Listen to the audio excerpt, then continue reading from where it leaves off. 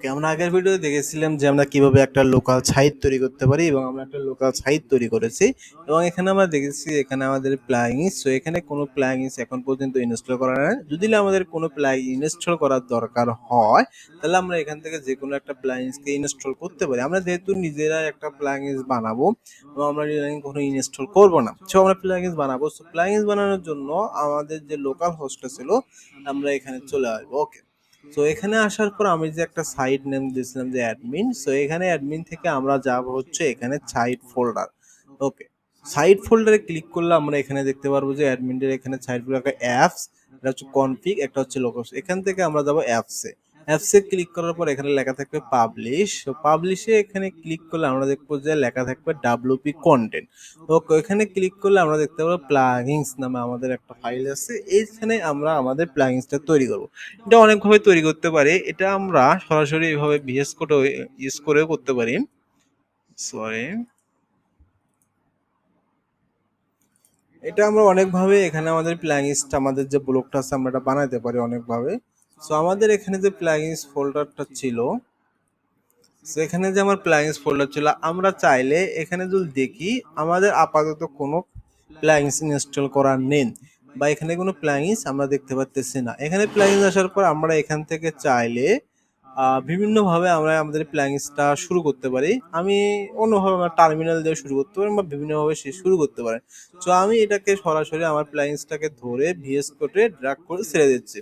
So আমার প্লাগইনসটা এখানে চলে আসছে। সো এখানে আসার পর আমি এখানে যে টার্মিনালে যাই, টার্মিনালে গেলে সরি, সো এখান থেকে আমি চলে আসবো টার্মিনালে। ওকে, টার্মিনালে এখানে আছে যেখানে আমার সিলেক্ট আছে প্লাগইনসে। সো প্লাগইনসে আমরা সর্বপ্রথম যখন আমরা প্লাগইনসটা ক্রিয়েট করতে যাব বা যখন আমরা একটা ব্লক বানাতে যাব, তো সর্বদা আমাদেরকে একটা কমান্ড দিতে হবে। এখানে আমাদের এই কমান্ডটা দিতে হবে যে npx wordpress create blog latest, এবং এটা এখানে হচ্ছে আমাদের প্লাগইনসটার আমরা নাম দেব। সো আমি এটা কপি করে নিয়ে যাইতেছি, আমি একটা লেটেস্ট একটা বানাবো। ওকে, তারপর আমার প্লাগইনসে এখানে এসে আমি এটাকে পেস্ট করতেছি। এরপর আমি দিব আমার প্লাগইনসটার কি নাম, আমি প্লাগইনসটার নাম দিয়েছি, আমরা যদি শিখতেছি আমরা দিতেছি যে লান, লান নামে আমরা প্লাগইনস। এরপর আমরা এন্টার ক্লিক করব। ওকে, এবার আমাদের প্লাগইনসটা প্রসেসিং শুরু হয়ে গেছে। আমি ওয়াই, ওকে,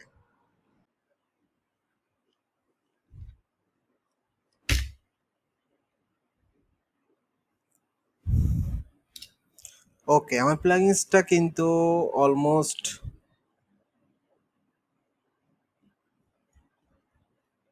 ওকে, আমার প্লাগইনসটা অলমোস্ট হয়েছে। তারপরে আমরা এখান থেকে আমাদের যে এখানে দেখতে পারো প্লাগইনসের এখানে আমাদের লার্ন নামে কিন্তু একটা ফোল্ডার অটোমেটিক্যালি ভাবে চলে এসেছে।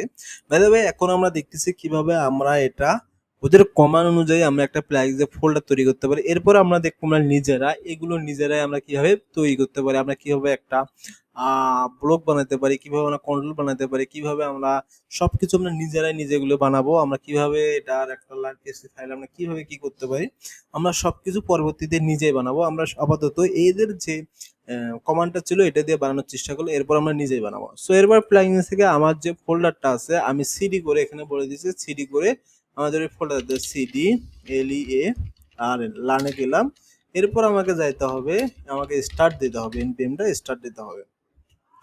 ওকে, আমি এনপিএমটা স্টার্ট দিলাম। সো সাকসেসফুলি আমার ইনস্টল, এটা সাকসেসফুলি আমার ফাইল স্টার্টারটা তৈরি হয়ে গেছে। সো এরপরে আমি যদি আমার সাইটে যাই, সো আমার সাইটের এখানে যদি আমি প্লাগইনসের মধ্যে আসি, সো এবার আমি দেখতে পারবো আমার এখানে লার্ন নামে একটা কিন্তু প্লাগইন চলে এসেছে। তো এখানে লার্ন নামে একটা প্লাগইন চলে এসেছে এবং এবার যদি আমি এটাকে অ্যাক্টিভ করি তাহলে কিন্তু এটা অ্যাক্টিভ হয়ে গেছে।